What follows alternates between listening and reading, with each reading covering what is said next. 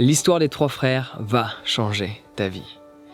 Il y a quelques temps de cela, je suis tombé sur cette histoire que je trouve vraiment géniale. La moralité de celle-ci te permet de réaliser que ta perception des choses ou ta perception d'une personne n'est pas forcément alignée avec la réalité. Je t'en dis pas plus, voici l'histoire des trois frères. Donc c'est trois frères qui vivent dans le même village. Un frère boulanger, un frère boucher et un frère très riche qui a gagné beaucoup d'argent. Le frère boulanger et le frère boucher offrent de la nourriture tous les matins aux villageois. Du coup, les deux premiers frères sont extrêmement aimés et appréciés par l'ensemble des villageois, qui pourtant n'aiment pas trop le troisième frère parce qu'il fait pas grand chose pour eux, alors qu'il est très riche, il vit en haut de sa montagne et ne se préoccupe absolument pas des villageois. Un jour, le troisième frère tombe malade. Et quelques semaines plus tard, il décède de par la maladie. Personne ne s'en préoccupe, à part les deux frères. À son enterrement, personne n'est là. Aucun villageois n'est présent. Seulement les deux frères sont là. Et le lendemain de son enterrement, le boulanger et le boucher ne distribuent pas de nourriture. À ce moment-là, les villageois viennent les voir et leur posent la question « Mais pourquoi vous n'avez pas distribué de nourriture aujourd'hui alors que ça fait des années que vous nous distribuez de la nourriture tous les matins ?» Et là, les deux frères leur disent « C'est parce que notre frère est décédé. Et notre frère, tous les matins, achetait la moitié de notre production pour vous la donner. » La moralité de cette histoire, c'est que tu ne connais jamais quelqu'un tant que tu ne t'es pas assis à ses côtés. Et à discuter pendant de longues heures, à le questionner, à en savoir plus sur son parcours. Ce n'est pas parce que tu penses qu'une personne se comporte d'une certaine manière que son comportement est exactement le même de par ce que tu penses. C'est souvent le cas. On dit que les riches sont égoïstes. Mais dans mes souvenirs, si tu n'as pas d'argent, tu ne peux pas en donner. Il y a cette logique, ayant travaillé pour beaucoup d'ONG, Médecins sans frontières, Fred Rhodes Foundation, ou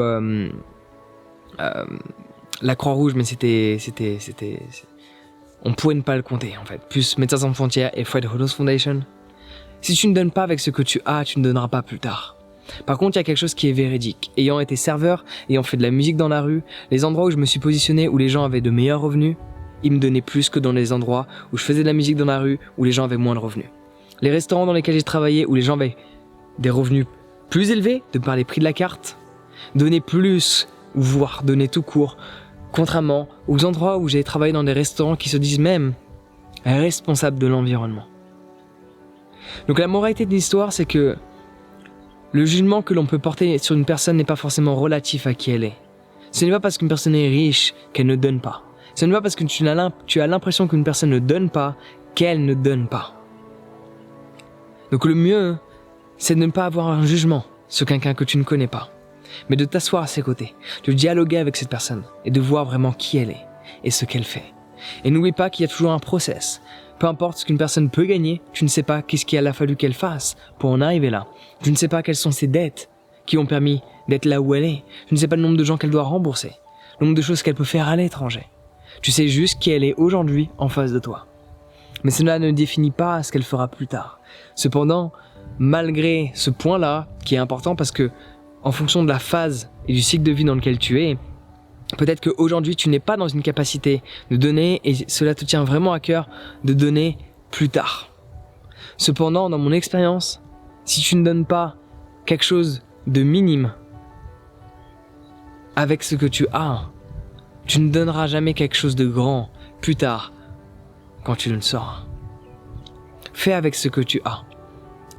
Telle est la logique. Fais avec ton savoir, fais avec tes compétences physiques et mentales, fais avec tes finances. Fais avec ce que tu as, au lieu d'imaginer ce que tu feras plus tard. Et arrête d'émettre un jugement sur ce que tu penses des gens. Beaucoup de gens me portent un jugement, pensent savoir qui je suis, sans m'avoir parlé une seule minute au cours de cette année. La projection que tu fais n'est pas forcément alignée avec cette réalité.